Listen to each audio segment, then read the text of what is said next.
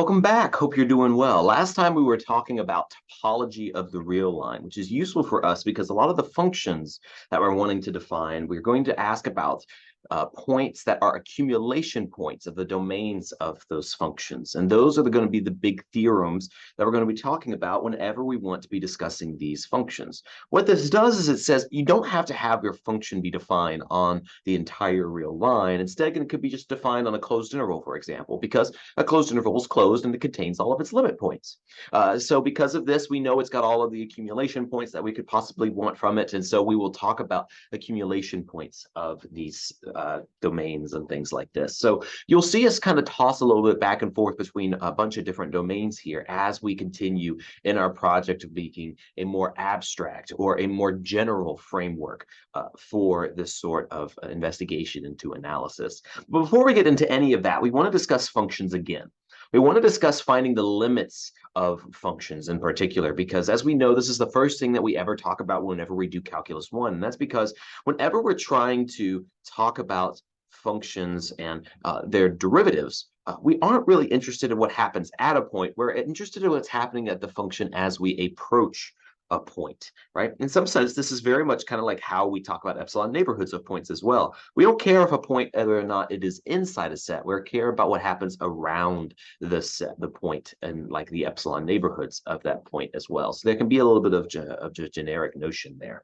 Whenever we talk about around, by the way, right, thinking about these things in terms of like, close to in a y direction or an x direction, you're kind of introducing an epsilon. Epsilon, of course, whenever we think of it in terms of just talking about it out of context, it's just some small amount. You are saying anything that is close to it with respect to some metric, some distance, and in terms of the real line, that is the Euclidean metric. How close are points in terms of the y direction or the x direction with respect to it? And limits care very much about this. So we should expect to see some epsilons here in this definition. And indeed, if we recall this, we say that a function f converges to a limit L. So just like how we had a sequence S sub n converging to L, we're going to say a function f converges to a limit L at the point x naught. We're also adding an x value for us to have our function be converging to. If for all epsilon greater than 0, this is something that we could have expected. There exists a delta greater than 0. Now notice this little notation right here. This delta seems like it's got a little epsilon like kind of in parentheses there. That doesn't mean multiplied by the epsilon. That means that delta is a function itself of epsilon. Delta is allowed to change as epsilon changes. There is a relationship that you, excuse me, that you're allowed to make between delta and epsilon. Now you can ignore epsilon altogether. You could just say for all epsilon, delta is equal to 1. And indeed, for some functions, that is okay. But oftentimes you're looking for making delta equal to something with epsilon in it, some function in terms of epsilon. Okay, so notice that this delta is allowed to change as epsilon changes. This is also important because if we look at how the definition is framed, notice that epsilon and the variable epsilon is introduced first. That means we get to use epsilon whenever we're talking about what delta is. We could just use that epsilon. That delta can change based on what that epsilon is. Now, I don't get to see what epsilon is exactly beforehand. I'm just fixing some epsilon greater than 0 whenever I start my proof. Right? Whenever I tell my students, okay, here's how you get to start proofs like this, you say fix epsilon greater than 0. But now that you said fix epsilon greater than 0, you can use epsilon in order to define your delta.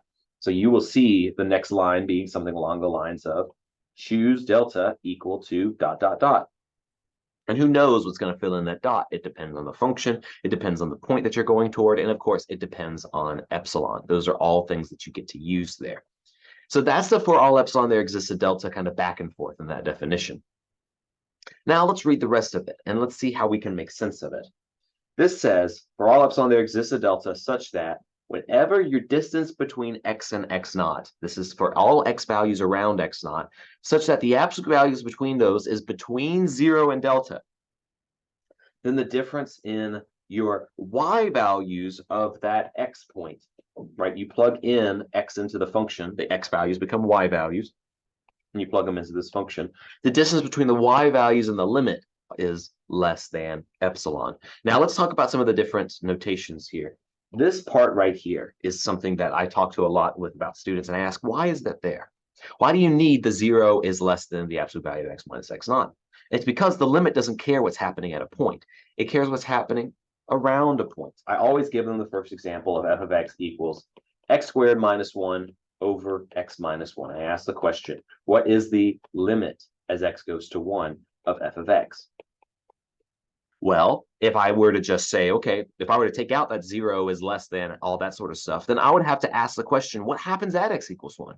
Well, at x equals 1, I get 0 over 0 for my function, so it's undefined, so a limit cannot exist because nothing can happen here, right? 0 over 0 is not something that exists, so that's not a function value. So already I have that this part that fails. But if I say I don't want x to be equal to x naught, if I want to exclude that x is equal to 1 when I do this, well, then what happens when I look around this point on the function? If I go through and graph this, for example, it looks a little bit like this. All the way around it, it looks kind of like a nice little line. And there's just a hole right here at x equals 1. Well, how can I figure out what that line is? Well, I can maybe do a little bit of arithmetic, some algebra here, and figure out that as long as I'm not dividing by 0 here, it's okay for me to cancel the numerator and denominator to get that this is x plus 1. Notice here that I am implying that x is not equal to 1 whenever I do this division. It would not work if x equaled 1 because I'm dividing by 0, so what I'm working with is not defined anyway. So everywhere else, though, this looks like the line y equals x plus 1. At this point, I can say this is the limit, so it's going to be 1 plus 1 equals 2. And that gives me what my limit is for that. So how are we getting this in a more rigorous context? How are we seeing this? Remember that there's an epsilon and there's a delta.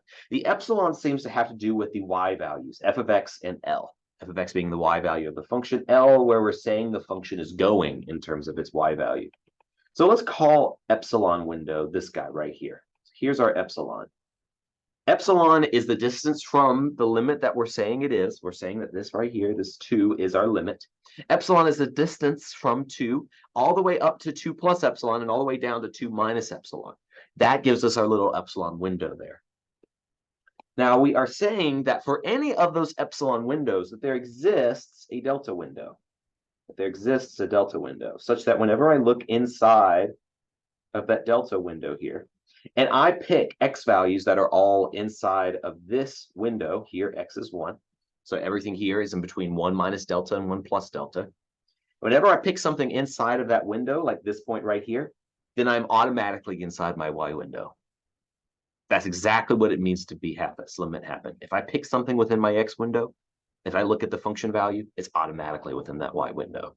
That's what I need to be able to choose. That's what I need to be able to work with. Notice that this can be written in terms of neighborhood language that we talked about last time.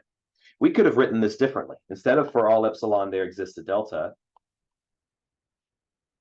which is a function of epsilon, which is greater than 0, such that whenever x minus c is in between, or x minus x naught is in between 0 and delta in absolute value, that implies absolute value of f of x minus L is less than epsilon. I could have written that in terms of neighborhoods, such that whenever x is in the, and we're going to put a new word in here, whenever x is in the punctured neighborhood, sometimes you will also see this called a deleted neighborhood, the punctured neighborhood of x naught. And we'll also make a little specification here that this neighborhood is also of delta width, or at least delta radius around the point x. So we'll say it's the punctured delta neighborhood of x naught. Then f of x is in the epsilon neighborhood, and I'll use epsilon here. The epsilon neighborhood of L. So this is neighborhood language for the same definition. For all epsilon, there exists a delta such that whenever x is in the punctured delta neighborhood of x naught, the punctured, by the way, means that we're just not including the point x naught. That is, we are making sure just that x is not equal to x naught, that 0 is less than this absolute value between the 2 points, so that the two are not equal. Then, whenever you have that, your f of x is inside the epsilon neighborhood of L. And that this, of course, this implication has to be guaranteed. Regardless of your x that you choose inside of this delta neighborhood, your f of x must be inside of this epsilon neighborhood. Now, here's the deal. Whenever we do proofs and things like this, we do not have a lot of choice about our epsilon, but we do have a lot of choice about our delta. So let's go through and get a little bit more intuition here so that we know how to choose delta well. Let's go through and see some pictures of things where maybe we have some issues finding a specific delta. Let's start here. Let's take a look at the function f of x equals 1 over x squared. And I'm going to ask about the limit as x goes to 0 of f of x. Well, if I were to draw this function, what I would end up getting is something like this. So here is my function, f of x equals 1 over x squared. Now notice that the function is not defined at 0, but that's okay. I can still define limits of a function, even if the function is not actually defined at that point. Indeed, that was what we had with our x plus 1 or x squared minus 1 over x minus 1 example, because at 1 there was a hole. A function was not defined. Here, similarly, the function is also not defined at x equals 0, but I could still talk about its limit. So that's what I'm going to do. Remember that I get to start by choosing a delta window, or rather, I get to start by talking about, okay, here, what limit might I choose here for something like this? And I might try and go through and form different epsilon windows for each of those. Well, then if I were to do that, then I would want there to be a delta window, maybe something like this. So I'll draw it like this. Oop, that went too far. Let me redraw that. Here we go. There, perfect. So I would want to draw a delta window such that whenever I have an x value within this delta window, my values for my function are always within my epsilon window. So I might start by trying to do a delta like this, and I might try and pick an x value inside and say, okay, what happens with that? Well, notice that the y values that correspond to it are actually outside of the epsilon window now. So that means that whatever value that I chose for L inside of here, if this were to be my value of L, that this does not work. This limit here, I could pick an x value inside of here and notice that that goes outside of that little epsilon window. But this was still a delta, and it's inside of the delta window. It was still inside of the punctured delta neighborhood of 0. So this means that this cannot be the limit. In fact, I think in this one, we end up having an issue with any finite limit. Any finite limit here, I could kind of try and do the same thing. I can just keep pushing my points closer and closer to 0, and my points keep going higher and higher.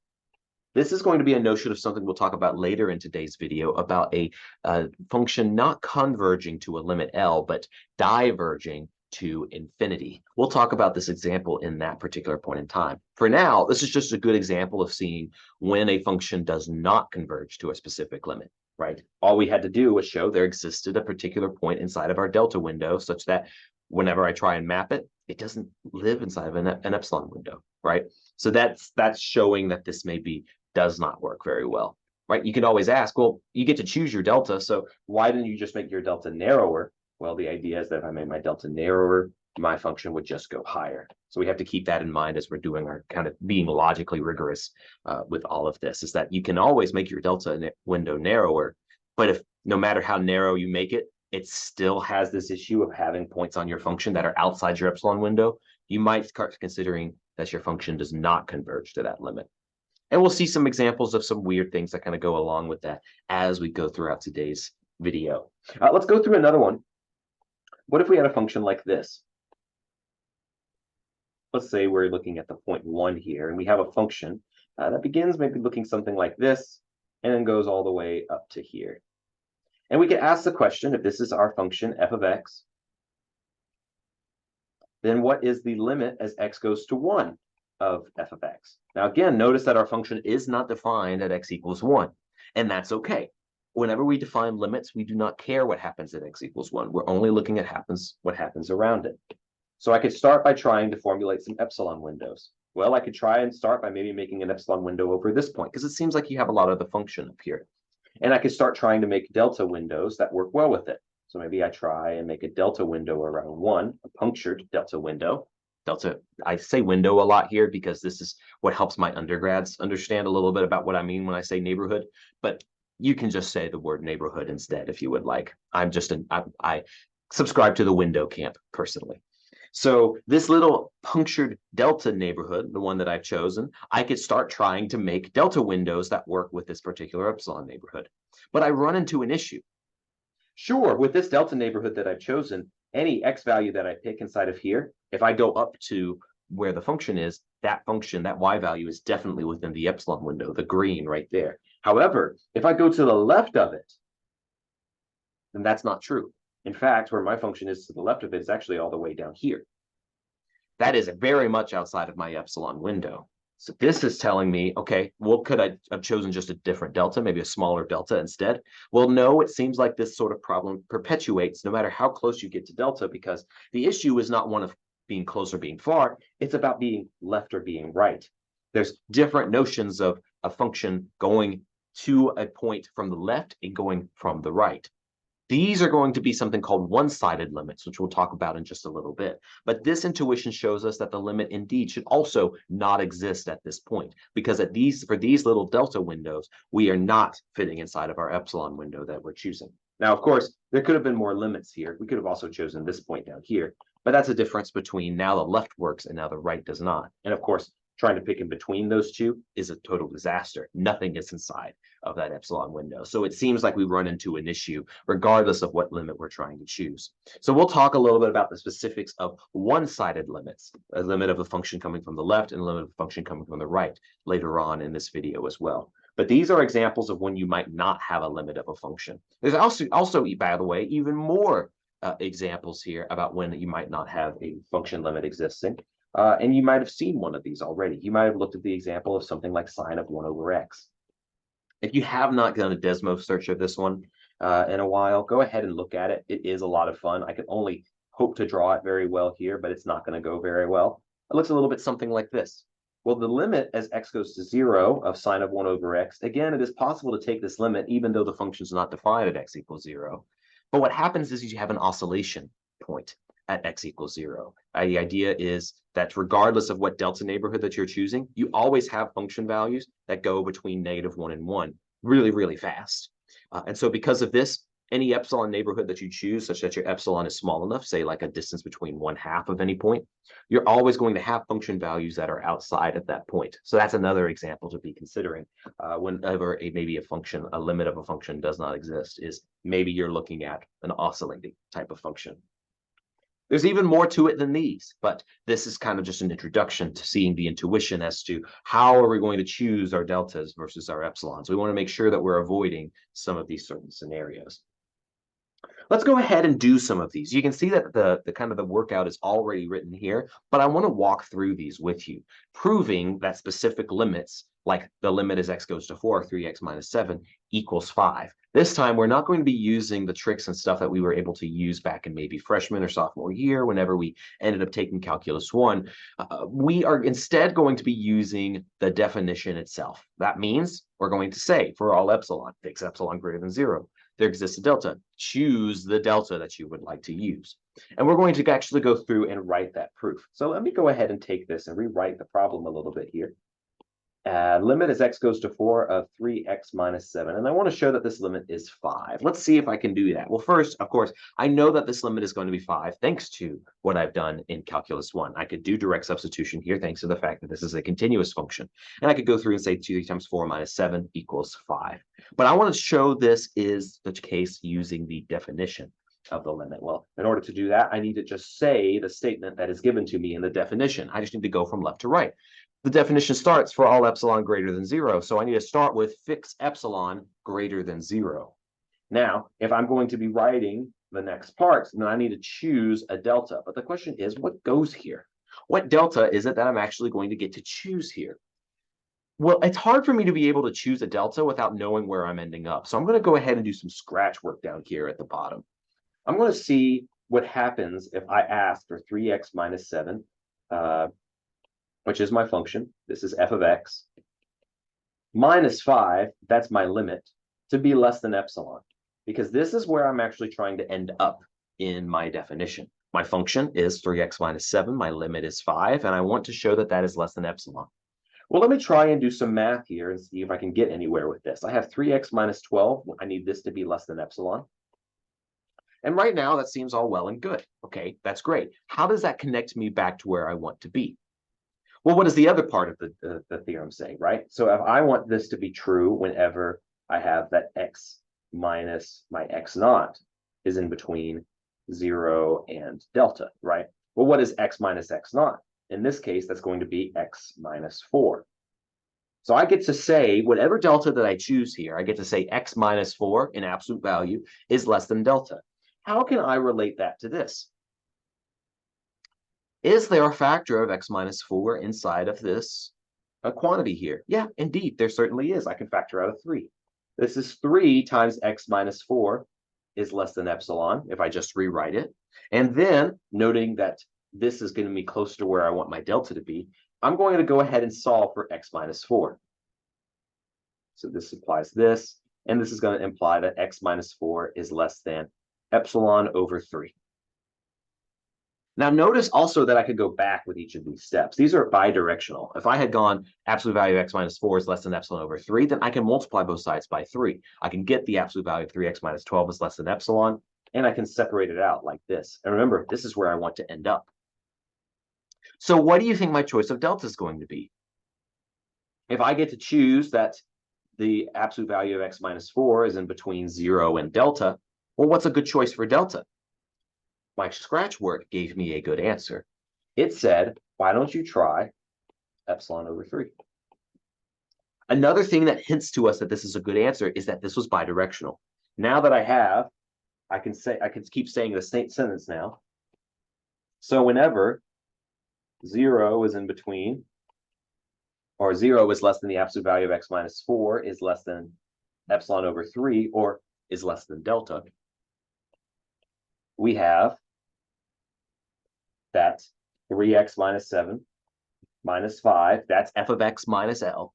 I want to eventually do a line of inequalities that eventually gets this to be less than epsilon. So let's see if I can do that. Well, then this is going to be equal to 3x minus 12 when I put everything together. And I know following my scratch work that this is 3 times the absolute value of x minus 4. That's the thing that is less than delta. Well, this is going to be less than 3 times delta then, if I'd like to choose that. But what is my delta equal to? My delta is equal to 3 times epsilon over 3. And guess what that's equal to? That is equal to epsilon. Now, is this actually work? Is it true that this value is less than epsilon now? I can go through and follow these inequalities and realize that there's just a less than there. There's no greater than. So this means that thanks to the transitive property, this is less than this. The left-hand side is less than the right-hand side. So this is a good enough proof. And indeed, written out to be very nice, this is exactly what we have right up here. So this is how we can be going through and writing those proofs. You can see that the proof itself does not include the scratch work that we did. The scratch work is important because that's what actually gave us that delta was epsilon over 3. But we are going to have scratch work for a lot of these problems, especially for problems like this one down here, where we are proving that 4x squared minus 9 over 2x minus 3 has a limit as x goes to 3/2 of 6. Notice that we cannot plug in anything here for x equals 3/2 because this is not defined at x equals 3/2. But you might notice that this looks a lot like our x squared minus 1 over x minus 1 example. Namely, I can factor 4x squared minus 9 and get a factor of 2x minus 3 once it's factored out. If I do that and then plug in what x is equal to 3/2 after that, then I can get that this is equal to 6. But I have to show using the definition that this is what that limit is. So let's go through and do that. Once again, writing out what it is here, we have the limit as x goes to 3/2 of 4x squared minus 9 over, what was it, 2x minus 3? That should equal 6. Now, I want to use the definition to try and show that this limit is actually 6. Well, whenever I start my proof, I start by fixing epsilon greater than 0. I'm always writing that first statement there because I want to keep in mind, remember that I can use epsilon here. I can use epsilon in my answer. I don't have to just say make delta 1 or make delta x or something like this. That doesn't work. Instead, I can use epsilon in my answer. So I'm going to choose delta to equal something now, but I don't quite know what to write here. That's where I know the scratch work's going to be involved. Now, 4x squared minus 9 over 2x minus 3 minus 6. What we want is for this to be less than epsilon. This is our goal. Notice that we're not actually writing this as part of our proof because we can't say this yet. There's no rigorous backing to us even saying anything like this because we haven't really chosen a delta yet for which this particular inequality is true. So we're just writing this in the scratch work. It's not part of the proof by itself. So let's see what we can do. Well, right now I have two things that are subtracted to be less than epsilon. What is the first thing that you want to do in order to try and simplify this down? Something to keep in mind here is that the thing that we get to control is that 0 is less than x minus 3/2 is less than delta. This is the statement that we want to show. So we're trying to find this factor somewhere in there, x minus 3/2. Another way to write that, perhaps, that might be useful here, is to multiply everything by 2. When I do that, I start to see that I have 2x minus 3 here as well. So I might be trying to isolate something like 2x minus 3, whenever I'm trying to do this problem. So that's something kind of to keep in mind here when we're going through and doing this. Now, let's try and explicate this. Let's see what ends up happening. Well, when I see something like this, I do see they have 2x minus 3 there, but that still doesn't tell me much about what I can do with 4x squared minus 9, at least not right now.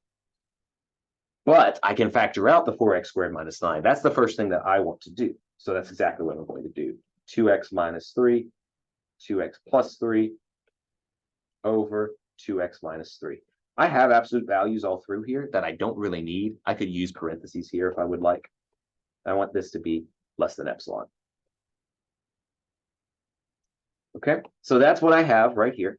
So I'm going to note that whenever I'm looking at something inside of here, notice that the absolute value of 2x minus 3 is greater than 0. So indeed, this function is defined.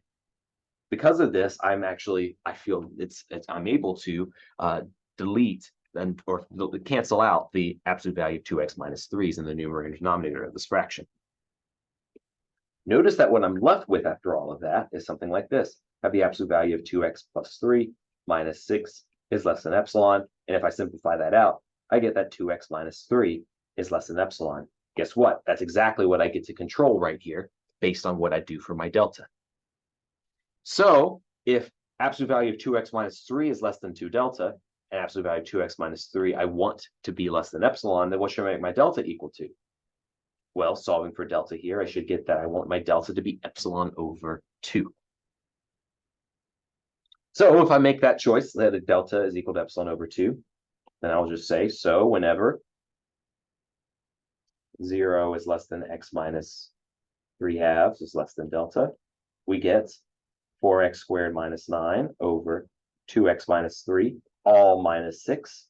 And now I'm going to make my series of inequalities to get this to be eventually less than epsilon. To do that, I'm going to, again, take advantage of the fact that I can divide everything here once it's factored. And I'm going to go ahead and show that factored step. I noticed that I didn't really need absolute values or anything like that, so I'm just going to write this in terms of parentheses. Minus 6, those can cancel. That this is equal to 2x minus 3, which is 2 times x minus 3/2, which we know is less than epsilon. So that is a perfectly good line of inequalities that we could go through and take there. So because x minus 3/2 is less than delta, which is epsilon over 2, 2 times that is less than epsilon. And we've done what we need to do. So this is a good way to go through and see how limits of functions work. Here you can see the same thing is implied there. This sort of style of proof that I've been doing has scratch work over here on the bottom, and you just show what happens in terms of the proof. Sometimes you'll see things like this where they explain a little bit more. They have a couple more steps you can see before they get to the actual, okay, this thing is less than epsilon. You're free to write a proof in this sort of style as well. That's totally fine. You can write a proof in either style because either one kind of gets you where you want to be. At the end of the day, both are very convincing arguments, and you're starting from the things that you know to getting to the things that you want. Okay. Let's take a look at one more here. Let's prove that the limit as x goes to 2 of x to the 5th minus 2x cubed minus 3x minus 7 is equal to 3. Now here's the issue with this one. For all of the other problems, we were able to make our choice of delta based solely on epsilon as a variable. This one, you have to do a little bit more. Your choice of delta is now going to depend on something more than epsilon. It's actually going to depend on what your x value is. Let's see how that plays out here. Right now, it looks like if I were to draw this type of function, it would be very, very like fastly going, quickly growing and things like this. But remember that we get to have control over delta. We get to have control over delta here when we go through and write this. So let's take the limit as x goes to 2 of x to the 5th minus 2x cubed minus 3x minus 7. Let's show that this limit is 3. So we start by saying let's fix epsilon greater than 0, and I'm going to have to choose delta. I don't quite know what delta it is that I'm going to get to choose, but if I try and rewrite some of the stuff that's inside of here, I get a little bit confused, honestly. So let me get started the best that I can. I'm going to have this down here as my scratch work. X to the 5th minus 2x cubed minus 3x minus 7 minus 3 is the thing that I want to be less than epsilon. And the thing that I get to choose is that x minus 2 in absolute value is in between 0 and delta. Now, right now, this is going to be minus 10, since it's minus 7 minus 3. And the question is, what can I do now that I have something like this? The answer is, I don't know, right? It seems a little bit tricky about what to do. But what I can think about is something we've talked about a little bit before, which is the rational root theorem. Recall that the rational root theorem says that there is a way to factor this polynomial, if it has any real roots, that is, by looking, and the only candidates for how you could go through and find these is through the rational root theorem. You could look at any of the factors of 10 and divide them by any of the factors of 1, the leading coefficient, and find what those are. In fact, I could go a step farther. I know that this ends up being a nice number. Look, all of this, when I plugged in 2, I get a very nice number out of it. So I should expect, especially since I expect x minus 2 to pop up, I should expect that x minus 2 is probably a factor of this. So why don't I go through and do that division real quick and see what happens. If I go through and divide x minus 2 by this entire polynomial here, then what I end up getting is going to be this. I'm going to get x to the 4 plus 2x cubed plus 2x squared plus 4x plus 5. So it turns out that you actually do get to divide this very nicely. So this is going to be back and forth between, I can factor out that x minus 2, and I'm left with everything else, x to the 4 plus 2x cubed plus 2x squared plus 4x plus 5. And I would like for this to be less than epsilon. Now this I get to control very well.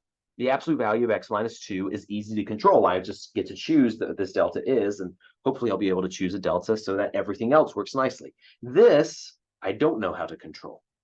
But here's the good news. I don't have to do anything much. I don't have to do any more factoring. I don't want to do any more factoring for this one. Instead, what I'm going to do is try and see what is the biggest this can be. What is the biggest this expression can be? Well, if my domain is the real numbers, then it can be as infinitely big as I need it to be. But remember, I get to control this delta. Remember, I get to control what that delta is. That means I get to say that I only want to look at x values that are close to x equals 2. Remember, let's say, for example, that I want my delta to be less than 1. So let's choose or start by choosing that delta is less than 1. Then where is x?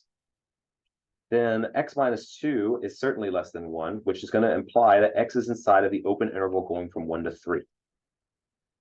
Because these are all of the points that are a distance 1 away from x equals 2. Now I can ask the question, what's the biggest that this can get? Well, it's going to be some point inside of 1 to 3, but it looks to me like the biggest that can be is if I pick something all the way over here at 3. Now, I'm not going to pick something like 2.9999 or something like that. I'm just going to go ahead and pick 3 because that at least gives me a good upper bound for what this function can be at that point. If I do that, that implies that this value right here is going to be less than or equal to 170. I can go through, plug in 3, and see that that's what I end up getting. So because that's the biggest that this can be. Well, another way to replace this then is that I'm okay to get this bound set up if, when I take x minus 2 and make that times 170, if that's less than epsilon, then I'm okay to go. So what do I want my delta to be? Well, if I solve for x minus 2 here, that's going to be less than epsilon over 170. So that's exactly just like we did before, the delta that I'm going to choose here. But there's one more thing to keep in mind. We did make an assumption at the very beginning here. Remember that we had a control element on delta. It wasn't just epsilon over 170 that was the delta that we need to choose. We also need our delta to be less than 1. Well, in order for it to be less than both of them, I'm going to make it sure that it is the minimum of the two of them. So this way, delta is for sure less than or equal to 1, and delta is for sure less than or equal to epsilon over 170. It's always okay to make delta smaller. So that's exactly what I'm going to do. Then I can go through and show the rest of the proof. That x to the fifth minus 2x cubed minus 3x minus 10, which is x minus 2 times all of this sort of stuff, x to the 4 plus 2x cubed plus 2x squared plus 4x plus 5 is less than or equal to 170 absolute value of x minus 2 if, and this is assuming here that x is inside of 1 and 3. So that's where we use that assumption. And then if 0 is less than x minus 2 is less than delta, then 170 times x minus 2 is less than 170 times epsilon over 170, which is equal to epsilon. And that gives us everything that we need. So that's one way that we could go through and write this if we would like. Just to show, I wanted to write that way just to show you a slightly different way of kind of writing this sort of proof. And you can see here another different way of going through and writing it. Notice that even with this sort of way of doing it, you're kind of going back and filling in the delta later. You fix epsilon greater than 0, and then you choose your delta to be something. It's something that you kind of figure out during your scratch work, but you go back and fill that in, and then you can continue your proof. Okay. So that gets us through some of the ways that we can be finding limits with functions. And these are good things for us to be able to go through and practice. Now, the thing is that at the end of the day, a lot of the functions that we were doing were very nice, right? A lot of them were continuous or, just maybe had a hole at a specific point. So we want to get to the point where we can build up theorems and really understand what we're doing and write it in terms of the theorems and stuff that we were doing in Calc 1. In order to get us started doing that, let's talk about some of these limit theorems, ways to connect, instead of using just the definition itself for every single limit, using other theorems and referencing those in our work instead. For example, one of the theorems that you might be familiar with is the squeeze theorem. The squeeze theorem says this. Let's say that I have 3 functions. And let's say I know a lot about 2 of the functions. Let's say maybe that one of them is this nice little function here. One of them is going to be something like this. And let's say that I don't know a lot about this other function. Maybe it's a little weird. Not what I'm writing now is definitely not a function. But you can imagine what I mean when I try and make this picture here, is that it is a very strange function. Maybe it's easier for me to look at things in terms of the green and red function, in terms of the blue function, and notice that whenever I'm looking at the blue function on the inside, it's always in between where the other 2 functions are. That's exactly what the squeeze theorem is talking about. Let's say that h is this function that's on the inside. Well, let's say that this is f on top. I think that's f. Nope, f is going to be on the bottom. So this is g on top, and then this is going to be f on the bottom. Then, whenever you have x not being, here is that idea again, an accumulation point of this being in the domain, because notably, accumulation points are easy to take limits for, or at least the limits are meaningful. If the limits of your top and bottom functions are the same at a specific point, say x naught, and you have a function in the middle of those 2 functions all the time, then you can actually say that the limit of the middle function exists and it equals L. The idea of the squeeze theorem is that you have squeezed one function inside of 2 other functions. And that's exactly what's happening to h here. Although h is very hard to keep track of, f and g are much easier to keep track of, and you know that these things are bounds for the function h. This notion of bounds continues through in talking about the comparison theorem, by the way. The comparison theorem is a neat one because it says that as long as I have that one function is less than or equal to another one, then I can also bound their limits similarly. One neat way to use this is to say, okay, here's an example. Let's say that f of x equals 0, and f of x is less than or equal to g of x, so that g of x is always non-negative. Well, if we know that the function f of x equals 0 has a limit at any point, right? So the limit as x goes to any x naught for f of x is going to be equal to 0 because it's a constant function. We could go through and do that using the epsilon-delta definition of the limit if we needed to. But we also know f of x is less than or equal to g of x. So as long as the limit of g of x exists and is some value m, then what do we know about that value? We know that that value m is greater than or equal to 0. Because the function is always greater than or equal to 0, hence so is the limit. So we can be comparing limits by comparing the functions that are doing it. The idea is that if you have a picture where one function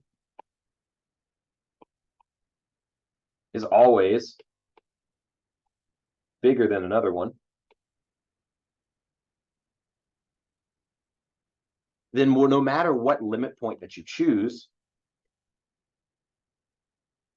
the limits of those two functions are also going to be less than or equal to each other. And it does not even have to be the case that these functions are actually points, have their points on those functions. They can just be various limit points. Right. So this is that comparison theorem, a neat little way to use functions to your advantage. So what we might do, for example, is take something that is very hard for us to keep track of, like maybe something like this. We might take something like, okay, what about the function? What's a good function here? 1 minus x over 2 to the x. We might do something like this. This is a hard function to keep track of. But what we might do is we might notice, okay, at least around a certain delta neighborhood, this function is always going to be what? It's always going to be negative, right? So eventually, past this, in a specific neighborhood, let's say maybe as we're taking this limit as x goes to infinity, for example, then we notice that past a certain point that this is always going to be less than or equal to 0. But we might also notice that this is going to be in between negative x over 2 to the x as well, that's something that is underneath this function. So maybe it's a little bit easier to control this function than it is to control this function. Of course, it takes a little bit of time to try and figure that out, but indeed, we could go through and try and see what that is. A similar thing could work for 1 over x to the x for the same sort of limit. This one is going to be greater than or equal to 0, but it's also, if we're taking this limit as x goes to infinity again, we can make this less than or equal to 1 over x, and this function would have to go to 0. So this is, for both of these, this is for when x is greater than or equal to 1, for example. So this is one way to kind of show that we could be using squeeze theorems and limit theorems to our advantage in these contexts. Let's keep talking about some of these limit theorems. These are the ones that we know a good bit about. Sums, subtractions, products, and quotients. If you sum two functions together and their limits exist for those two functions individually, then the limit exists for the sum of those two functions. And that limit is something that you can go through and find out. It's just the sum of the limits of the two functions on their own, L plus M. If we're using L for the limit at L for a function f and M for the limit of a function g. We can do the same thing if the functions are subtracted or if they're multiplied. If they're divided, we have to be a little bit careful because it's possible we'd be dividing by 0. That's the only thing. If the limit of g is 0, then we'd have to kind of think about this for a little bit. Now, that doesn't necessarily mean if you can write a function as a quotient where this is 0, then it just doesn't work. For example, you could take something like f of x equals 1 over x and g of x equals negative 1 over x and take a limit as x goes toward infinity for these two things. Of course, the limit as x goes to infinity of either of these two functions is 0. But if you take the quotient of these two things, right, if you look at f over g, then what you get is negative 1. Certainly the limit for that one as x goes to infinity exists. But wait, John, I thought you couldn't have the denominator of this to be non-zero. Notice that this theorem only says things whenever this condition is satisfied. More could be true. Just because this quotient function limits to 0 as x goes to x naught, it doesn't mean the limit does not exist if m equals 0, right? The converse of this is not necessarily true, is another way to say this. So just one thing to keep in mind as we are going through and talking about things using these limit theorems. They're not saying a lot about whenever limits don't exist. They're only really saying things about when limits do exist. And in the terms of quotients, it's not saying anything about when m equals 0. It's only saying things about when m is not equal to 0. So nothing's being claimed about any of the other cases. Now, let's go and talk about divergence to infinity. We said we would get to this one in just a little bit, and now is a little bit. So let's take a function f, and let's talk about x naught being an accumulation point of its domain. Again, we see the word accumulation point come up here again, because whenever we're talking about limits, we want our open intervals, right? We always want our punctured delta neighborhoods to always have a point inside of them, a point inside of the domain. And that is exactly the definition of an accumulation point that we learned about from our previous discussion. So let's define what it means for a function to diverge to infinity at a point x naught.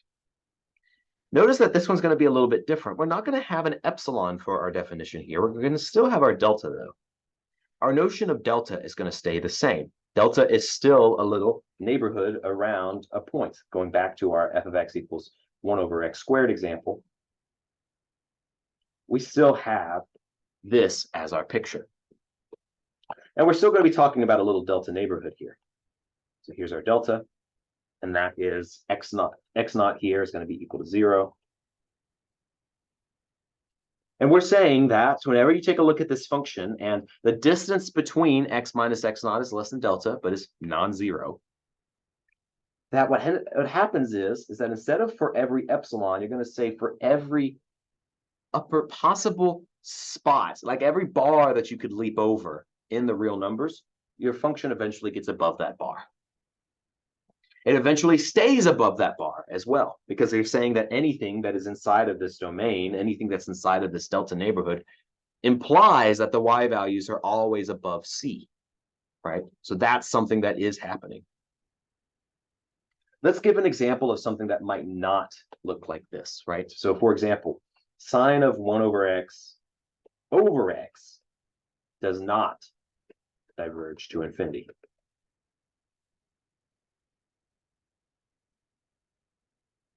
Now, why is it the case that this one does not diverge to infinity? Well, if I go through and try and draw a picture of this one, in fact, don't allow me to draw a picture like that. Let me actually get it up here on this screen. Okay, so here we are. We've got our picture here of sine of 1 over x. Now look at this picture. Notice that what's happening here is that you can see there's a little bit of an Eiffel Tower business going on, as well as a lower Eiffel Tower going on here. Now notice that this one, it always gets across every single bar that you could cross. It always gets higher and higher and higher, but notice that it never stays higher. Notice that, for example, if I'm trying to get past the point 14.2, it doesn't actually happen until right here. But if I were to look right out here, at this point, the function is actually starting to go down. And similarly, past on this delta neighborhood, you can see that the function goes up past 14.2, but also goes down as well. It's not staying up above this line. It's in fact going up and then going right back down. And this is the case regardless of how far I zoom in. You can see that all of these lines, they just continue to oscillate. Now, what's happening is that the oscillations are continuing to grow in vertical length, but they're never staying above the line 14.2. Remember that in order for something to diverge to infinity, for any bar that you set, it always has to be eventually above that bar and stay above that bar. And sine of 1 over x does not have that example. However, sine of, now we're not talking about sine anymore, but 1 over x squared does diverge to infinity as x goes towards 0. And we can kind of see this a little bit here in our picture. So here you can see we've chosen the delta window. And what we're going to do now is we're going to say, okay, what is the bar that the function eventually has to stay up above over? Well, it's probably going to be this bar right here. Anything that I choose inside of this little window, if I take a look at its y value, look, it's above that bar. And that has to be true regardless of what x value I choose inside of that delta window. Now, this needs to eventually be true for any bar that I set. So I need to sometimes, when I raise the bar, I need to sometimes shrink my delta window. So that's something that I'll have to do whenever I'm using this definition. But that's a reason for not using epsilon here. Epsilon, remember, means that we're getting closer and closer to a specific y value. And we're not saying our function gets closer to a y value at all. Instead, we're saying that the function diverges, but it diverges in a particular way. It diverges to infinity. So we could also do a similar definition for divergence to negative infinity as well. But these are not the only options. We've already seen examples like sine of 1 over x, where that function does not converge as x goes to 0. It does not go to infinity, and it also does not diverge to negative infinity. So it's possible for a function to do none of these three things. These are not the only options that are available out there. I say this because sometimes I've gone through this class and I have said, okay, show me, let's assume that a function does not converge. Tell me something about it. And then what they'll do is they'll immediately say, okay, the function does not converge, so it diverges to infinity or negative infinity. That is not the case. Sine of 1 over x does none of those three things. So it's possible for a function to have none of these three behaviors. But notice that these three behaviors themselves are mutually exclusive. If a function converges, it can't diverge to infinity or negative infinity. If it diverges to infinity, it's always above a certain bar. So divergence to negative infinity wouldn't work because it would never duck below a certain bar. We could also talk about one-sided limits with these sorts of pictures. We could take our function f to be defined on this set and look at accumulation points of this particular set. Now notice that we're going to be a little picky here about what we mean when we say accumulation point for a right-handed limit. We're going to take anything here that is inside of our domain of our function intersected with the stuff to the right of our point, x naught. Because we're about to take a right-hand limit, we want this set, E intersected with the one-sided ray x naught going toward infinity, to have infinitely many points, no matter what epsilon neighborhoods you pick around x naught. That way, we can start talking about a limit for that function coming in from the right. Notice what's different here. We're going to say for all epsilon, there exists a delta in this definition as well. But what is it going to mean for us to have a right-handed limit? Let's go back to our picture that we had from before. Remember, we had something like this and something like this. We would say that a right-handed limit would only really care about not the whole delta neighborhood, but rather the delta neighborhood that is just to the right of this point x naught. Now, the stuff to the left isn't important for a right-handed limit, so we're only going to be looking at the stuff to the right of it. How do we express that in our notation? We ask for the x values that we're about to analyze to be only in between x naught and x naught plus delta. We only ask for this to be true. Another way that I sometimes write for this for students to make it look a little bit more like it is the previous limit definition is I'll write it like this. 0 is less than x minus x naught is less than delta. Notice that if you converge to a limit, you actually don't have x minus x naught here. You have absolute value of x minus x naught. That's if the limit converges from both ends. But if I only write x minus x naught here, and I say that it's greater than 0, then I'm saying x must be greater than x naught. X naught being, of course, my fixed point, and x being the point that I'm analyzing. So whenever this is true, I want to always be within my epsilon window. So I might start choosing epsilon windows here and just start saying, okay, anytime that I'm inside this little epsilon window or my little delta window, my function values are within epsilon. Hence, this is going to be a good right-handed limit for me. We can similarly define the left-handed limit by kind of just switching these two, right? If instead of saying x minus x naught, I had said 0 is less than x naught minus x is less than delta, then that would have been fine. Because now I'm saying x naught needs to be bigger than x in order for this to work. If x naught is bigger than x, that means x is over here.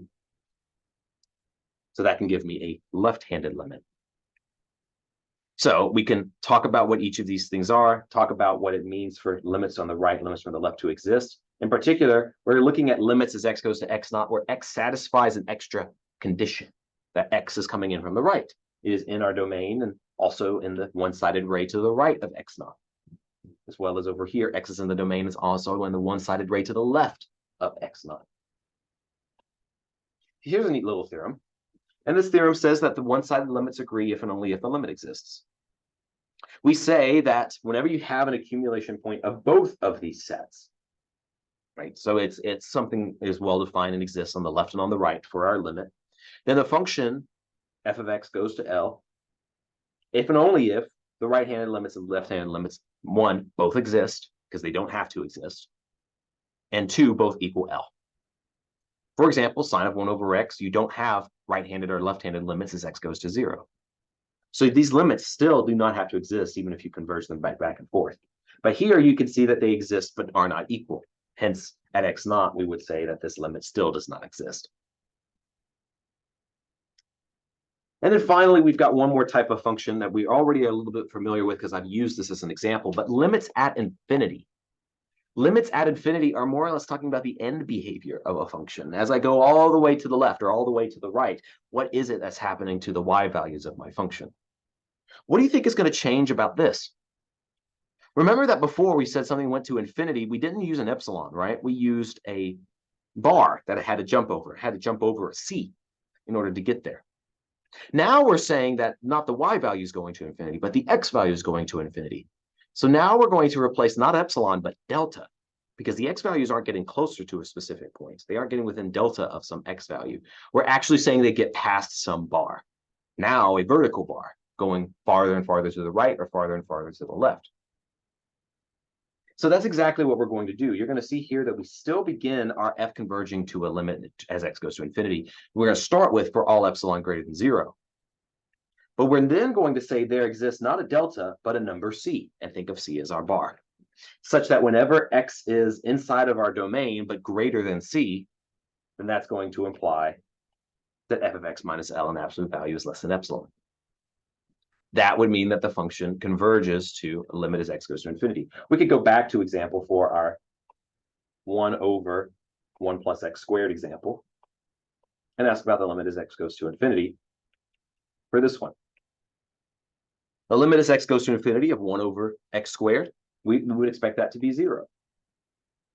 And the reason is that as we continue to let x go past some point, we note that, right, if let's say x is greater than some c, well, we know 1 over x squared is less than 1 over c squared, for example.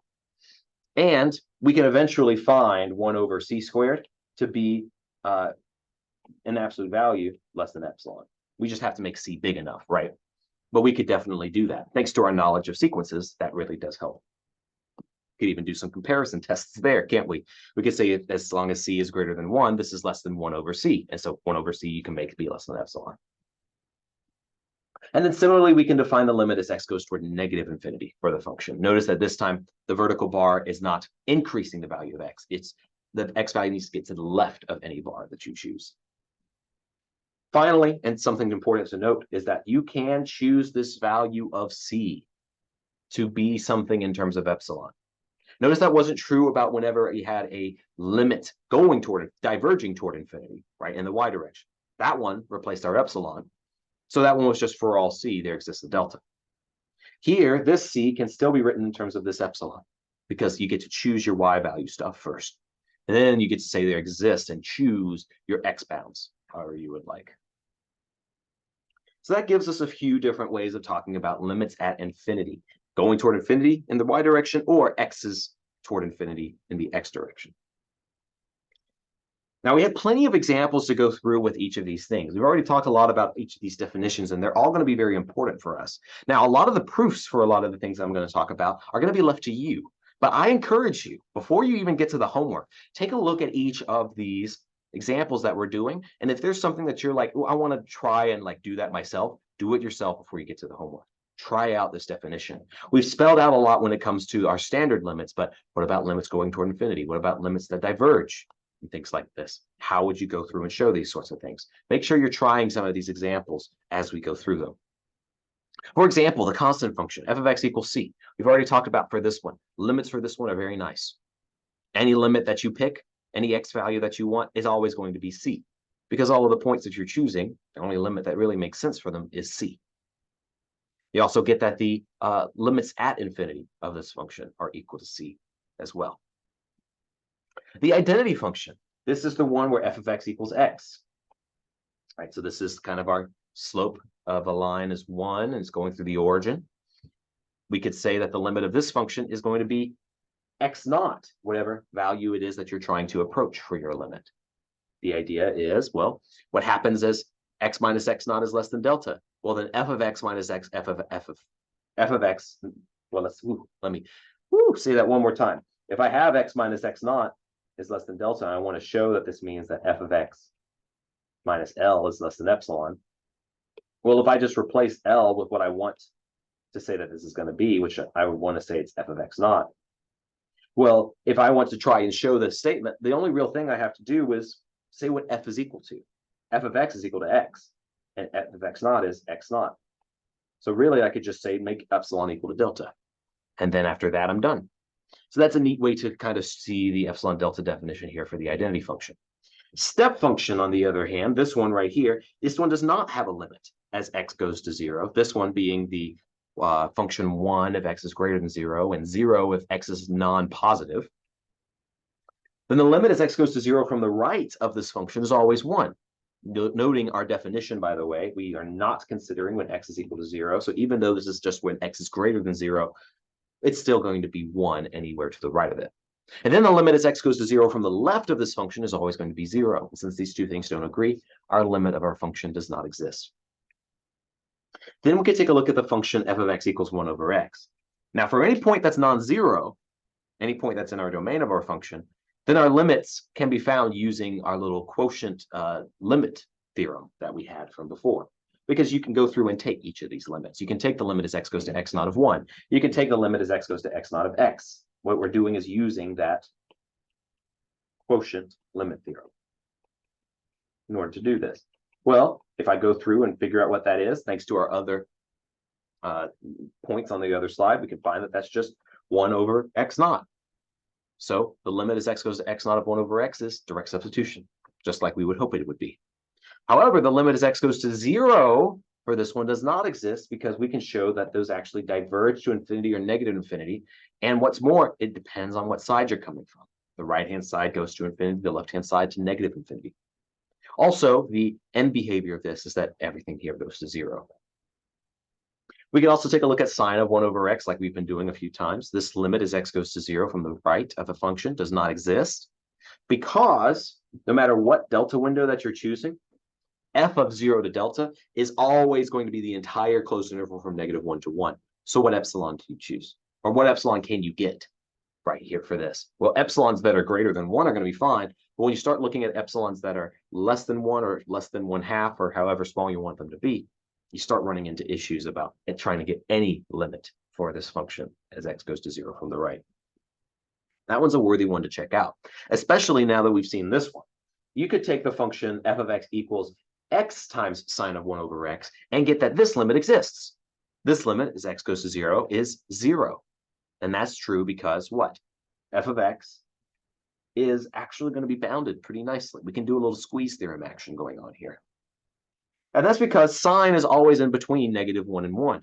So in absolute value, f of x, absolute value of f of x is less than or equal to the absolute value of x times the absolute value of sine of 1 over x. But remember that this, being a sine of something, is always less than or equal to 1. So the absolute value of x is less than or equal to absolute value of x. What does that mean? That means if I take out the absolute values of f of x, that is going to be in between negative absolute value of x and positive absolute value of x. Well, both of these functions go to 0 as x goes towards 0, hence the function itself does. So by squeeze theorem, we know that this limit is 0. Neat little way to go through and use that.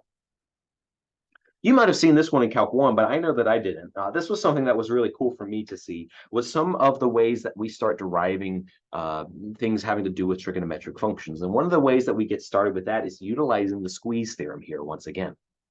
Let's recall real quick about what we mean when we talk about trigonometric functions. Here, whenever we see the circle, we're going to be seeing this as the unit circle of radius 1. So the points on the unit circle are always notated as cosine of theta, sine of theta, where theta is going to be the angle of the ray connecting the center of that circle to that point in the xy plane, the angle from that segment to the positive x-axis. That's that theta. So the y value is always going to be sine theta, the x value is always going to be cosine theta, and tangent of theta is going to be y over x. Let's do a little quick theorem here, but let's use a picture rather than words. Let's prove that whenever the theta value is in between 0 and pi over 2, let's prove that sine of theta is less or equal to theta is less or equal to tangent of theta, and that all of these things are non-negative. That's a lot to say all at once. Let's see what we can do here with this sort of functions. Now take a look at this picture here. I'm going to zoom in on it a little bit. This picture here is what we're going to use to try and understand this theorem. Let's see if we can make some sense of it. Here we've got our unit circle. So this, for example, is of length 1. This over here is also of length 1. Okay, so this is all of our unit circle. We've taken a little bit of a wedge of it out here. And let's take a look and start right here and ask, what is the length of this arc? Well, remember that we have a formula for arc length, S equals R theta. In this case, our radius is 1. So this is 1 times theta. This is just going to be the length of theta. So theta is the length of this arc right here. So that's going to be. Now let's try and find and classify the lengths of AB and CD down in here. AB is this length right here. So we have a right triangle. And the way that we could relate theta here is we could use the fact that in order to get this side, we are doing opposite over hypotenuse. Remember that sine is opposite over hypotenuse. So the length of this side is going to be sine of theta, because that is the hypotenuse is just going to be 1. So sine of theta is going to be the length of this segment right here. Notice that this goes directly from one side to the other. This one takes a little bit of a y direction here. So you can automatically see that this is true. Sine of theta is less than or equal to theta. Now, what about the line from C to D? Well, let's take a look at this. The line from C to D right here, notice that this is 1 and this is 1 right here, but this is not the entire length of this line. Instead, 1 is the length going from C to O. Now, remember that tangent of theta is y over x. Well, what is y over x going to be? The way that I think of y over x is a slope, right? Y over x is going to be a slope. It's telling me how much something is changing in terms of y or x here. So let's see if we could go through and figure out what this ends up being. So let's put everything together. Here, we know that this is cosine theta comma sine theta. This is the point xy on our unit circle, right? And that these two things, this right here and this right here, this bigger triangle right out here, are similar triangles.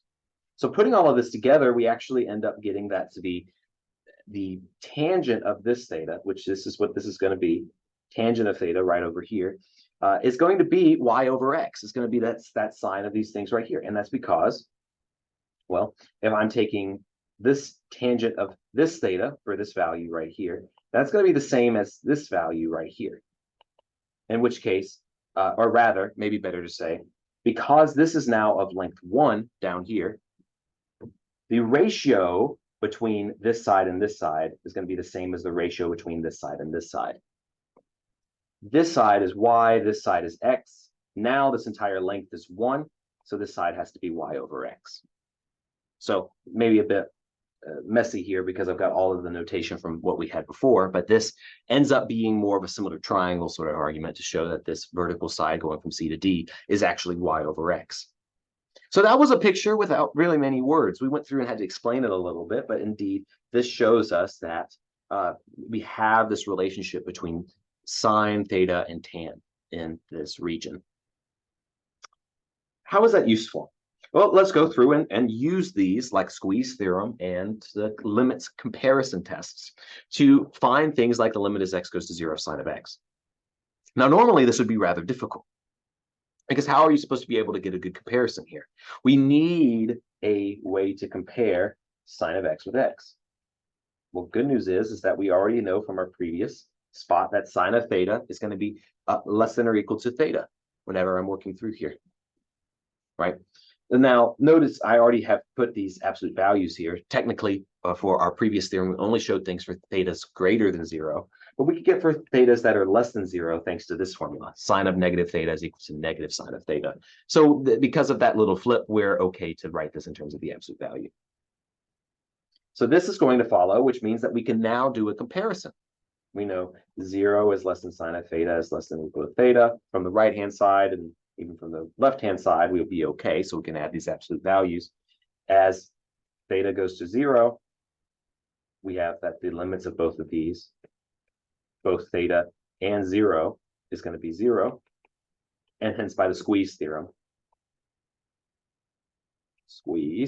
there we go, And that's going to imply that sine of theta also goes towards 0. We could do the same thing for limit of x goes to 0 cosine squared and show that that equals 1. Well, we've already known something about sine of x, so we could actually use this to help us figure out things about cosine as well as cosine squared. And what we're going to do is use the trigonometric formula sine squared plus cosine squared equals 1. Now that we know that sine of x has a limit of 0, and we can bring that limit inside, since this limit exists, we can write this as 1 minus 0 squared. So this full limit is just 1. So neat ways, now that we know one thing, we could start breaking apart a lot of different stuff here as well. Now let's talk about the limit as x goes to 0 of cosine of x. Okay, so this one's a little bit trickier. We don't really have something yet that says that we can take square roots of things inside of here and get limits. So let's go through and talk about it in terms of a squeeze theorem argument instead.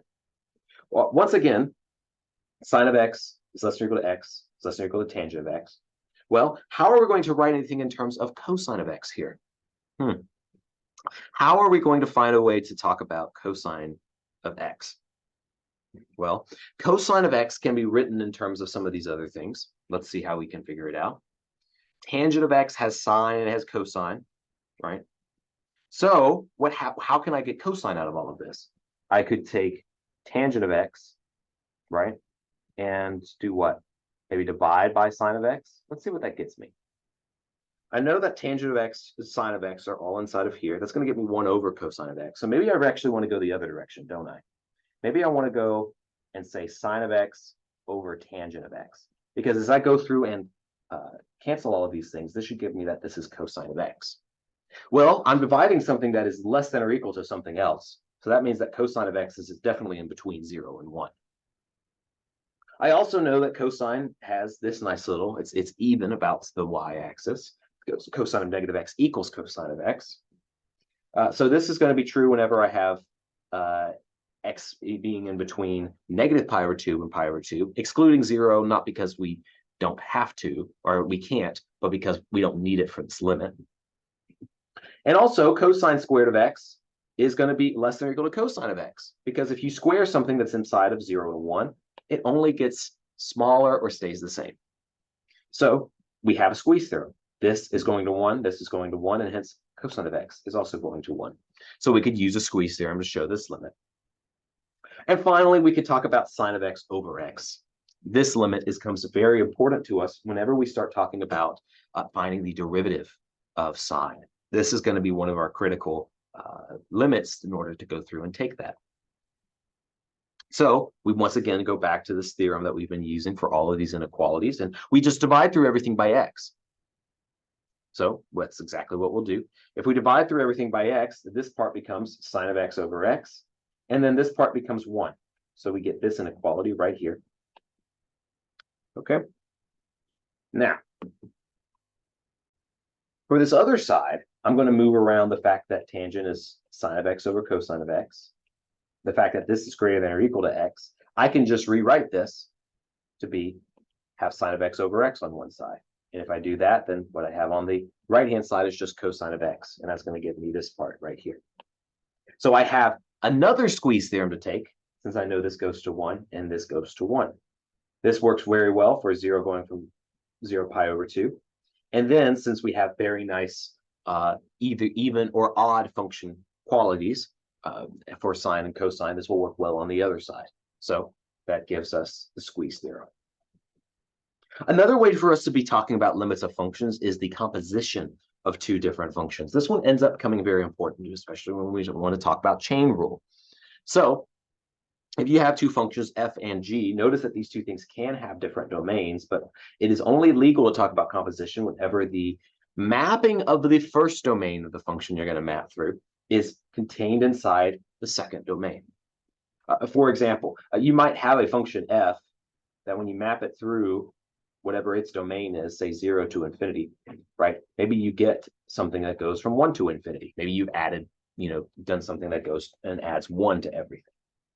But in order for this to be well-defined, or rather for g of f to be well-defined, you would need g to have a domain that actually contains this. So this would be okay.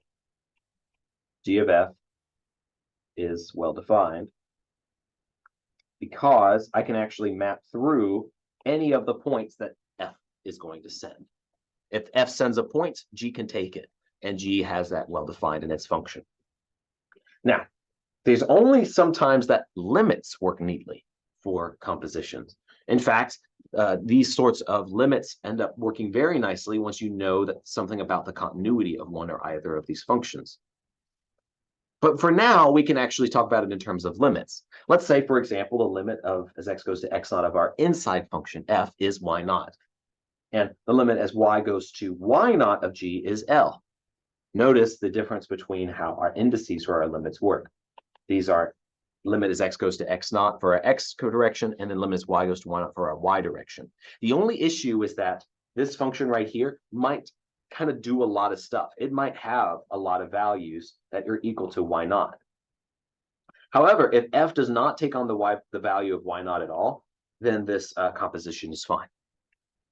If additionally, also you could even say instead, if g of y naught equals L, if this is the actual limit of, or rather, if the function g is continuous at y naught, then you could say that this limit exists. So one of these two things has to be true. But I mentioned that the issue is that sometimes the function f, you could be plugging in a bunch of values here, and you could get y naught a bunch of times. And what happens is that that confuses what this function is actually doing. So let's go through and see that in a proof just for a little bit here, just kind of get a wade through. The way that we're going to do it is using a sequential definition of the limit. So remember that in order to talk about limit of a function, we usually have for all epsilon there exists a delta. There is a different formulation that has to do with for all sequences x sub n, such that each x sub n is not equal to the point on your function, but they still converge to that point that it's trying to limit toward. Then you want to say that wherever you're trying to end up is an actual limit value. So this right here, this first couple of sentences of the proof, these formulate what is known as a sequential definition of a functional limit. A good one to kind of keep in the base here, to kind of be working with. Now, we do know that the limit of the inside function is y naught. So f of x sub n is definitely going to converge to y naught as x sub n converges to infinity, where we are looking at this function. Now, each f of x sub n is in E2 thanks to the fact that this composition is well-defined. Since each of these is not equal to y naught, then, well, we still have this notion of limit being well-defined. The issue with it constantly potentially equaling y naught is, remember, the limit doesn't say anything about what happens at y naught. That is, namely, this limit. It doesn't say anything about what happens at y naught. So we might run into an issue if we do something like that. So if each f of x sub n is not equal to y naught, then this limit exists. Otherwise, g of y naught equals L. So, I mean, that's exactly where we wanted it to go anyway. So we still get the right limiting value as we go through and do that. So either one would have been perfectly good for this particular proof. Let's keep seeing some more examples here. We did sine of x over x. What about sine of 2x over 2x? It turns out that this limit is the same thing. And the question is why? Why is it that the sine of x over x is the same as the sine of 2x over 2x when we're looking at its limit as x goes to 0? It turns out that the limit as x goes to 0 is rather important. The fact that it's going towards 0 is a big deal. The only thing that's really changing is that you're kind of approaching it faster, right? Like you're kind of going at a faster rate as you're going toward this, right? For example, when this x is equal to 1/2, you're looking at sine of 1 over 1. That would be like in the normal function sine of x over x, you were plugging in 1 instead of 1/2. So you're kind of having to accelerate in order to get all the way towards 0. So it's kind of scrunched in a little bit. But the way that we're going to do that and show that is we're going to think that this is a composition of two functions. What is going to be the inside function? Well, that's inside function is going to be 2x. In fact, we've been calling that f, so I'll keep consistent with that. And then g of x is sine of x over x. If we compose these two functions, indeed, what we get is sine of 2x over 2x. Note that f never takes the value 0. So we have that first condition holding in our previous theorem. Since that limit is 0 and the limit is y goes to 0, that same value, by the way, is this one. These two things, these must match. the 0 that is the limit value of f, as well as the now the new domain value for g. These two things must match. And since that limit is equal to 1, then our previous theorem tells us that this limit is still 1. Now we could do this also for the limit as x goes to 0, sine of 2x over, look at this one, sine of x, not x, sine of x in the denominator. Well, how are we going to do this one? We're going to use our quotient rule again, because we're going to write sine of 2x over x in the following way. Sine of 2x over 2x divided by sine of x over x. We know each of these limits. We know that the one on top is 1 and the one on bottom is 1, 2. But what happens is that you get a factor of 2 here. Because why? Because you have this in the denominator is just 2x, and this one is just x. So if I were to write everything out here, this is sine of 2x over sine of x times x over 2x. But in order to be able to multiply times 1, I also have to multiply times 2 out here. Now, if I rewrite this, I'm going to get that this is 2 times sine of 2x over 2x, pairing these two things together, times, or divided by, better to say, sine of x over x, pairing these two things together. So now we get that that limit is going to be 2. We're on our last slide here, so let's talk about some weird functions and how these limits work. Let's talk about the Dirichlet and the Riemann functions. Now, the existence of these two functions is interesting because back before talking about Fourier series, which is where a lot of this sort of calculus/analysis stuff kind of stemmed from, was trying to solve partial differential equations in order to find solutions to the heat equation in particular. We thought about functions as being, generally rather nice. There weren't many unnice functions out there. But when we started generalizing notions of functions to be, pretty much just any kind of mapping of the reals to the reals, then we started realizing that you could do that in a little bit of a diabolical sort of way. You could do it in what is called here an exotic, quote unquote, function. A Dirichlet function, for example, is one of those types of weird functions. Drawing a picture of this is rather difficult. You have a piecewise function here where this is 1 whenever your domain points, your input is a rational point, and 0 whenever it's irrational. So if I were to draw this picture, it would look something like this. Here's a lot of 1s.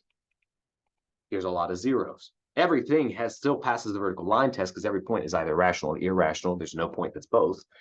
And also, you have that every point has a definition here. It's either rational or irrational. But you can see here my picture is very bad because there's a lot of rational points. There's a lot of irrational points. So there's a lot of points that are 1 and a lot of points that are 0. The question is, what happens when I try and take limits of these sorts of functions?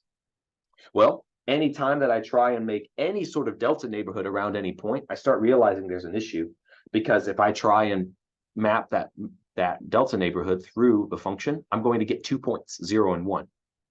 Remember, it needs to be within an epsilon neighborhood in order for it to work. So that means actually this limit does not exist for any point that I choose. And that's because rational and irrational points are both dense inside of the real numbers. Now, the Riemann function is a little bit different. We're going to talk a little bit about how this one is formed. Instead of making it so that the function is always 1 when your function is rational in the Riemann function down here, we're going to say that it's going to be 1 over q. And here's how we're going to determine q. We're going to start by writing our rational number in terms of p over q, where p and q have a GCD of 1. That is, no common denominator between the two of them.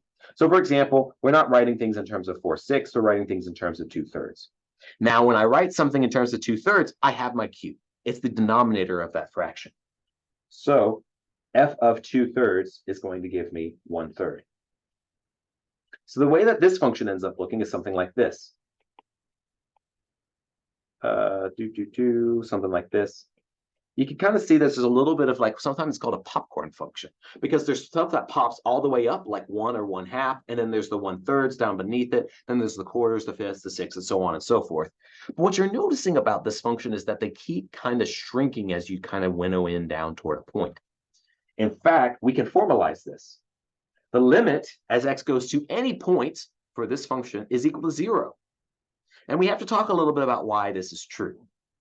And the way that we're going to the key to seeing this proof is to notice that the number of points that are above a specific bar of 1 over n, the number of points of the function where the function values are greater than 1 over n is always finite, right? There's only 1 point at 1/2, for example, if we're just looking at the interval from 0 to 1. Only 2 points at 1/3, only a couple of points at 1/4, so on and so forth. If you add up all the things that are greater than 1 over n there, it's always going to be finite because there's only finitely many steps that you're taking in order to get to 1 over n if you're decreasing down in that denominator. Well, finitely many points, all being 1 over n, means everything else is going to be less than 1 over n. Well, and then there's only finitely many points to exclude. So what do? You make your delta neighborhood small enough to exclude all of the points that are up here, whatever function value, whatever x value it is that you choose. So, for example, if you are looking at trying to make your epsilon, maybe you're saying, okay, let's start with an epsilon of like 1 over 100, right? And let's say that your x value is given by whatever it is. Well, then you just make sure that your x value, your delta, is small enough so that x minus your x naught is going to be, so that your x minus x naught is going to definitely be less than, whatever makes it so that x is not 1/2. And so that x is not 1/3 or 2/3, or x is not blah, blah, blah, all the way down to x is not n over 99, or 100 for that matter. But you can always just make your delta smaller and not 0 because you're only making finitely many choices here. Notice that this is also true whenever x naught is 1 over 100 or 1 over 99 or 1/3, because remember, we don't care what happens at that point. We don't care what happens at 1/3 whenever we're talking about the limit. These two things are not equal to each other. So in fact, this limit is equal to 0 regardless of the point that you're choosing. However, the end behavior for this one, anytime that you try and put a bar in front and say, okay, look at the x values to the right of it, there's no real trend going on. It's still popcorn all the way through. So the end behavior here does not have limits that exist. These limits as x goes toward infinity or negative infinity do not exist. But that will do it for us today. What we've been talking about is how to discuss limits of functions in a more general context. We've been using a little bit of this accumulation point language to talk about all the different types of functions. Excuse me, I had a sneeze there. So we talk about all these different types of functions, how these work with each other, how limits interplay with all of this, all the different types of limits you can have, all the different types of examples in which we might be able to use limits, all told with some of the more kind of weird and interesting functions and how we can even analyze these now, thanks to our rigorous definition of a limit. But that will do it for me today. Thank you so much. Have a wonderful day.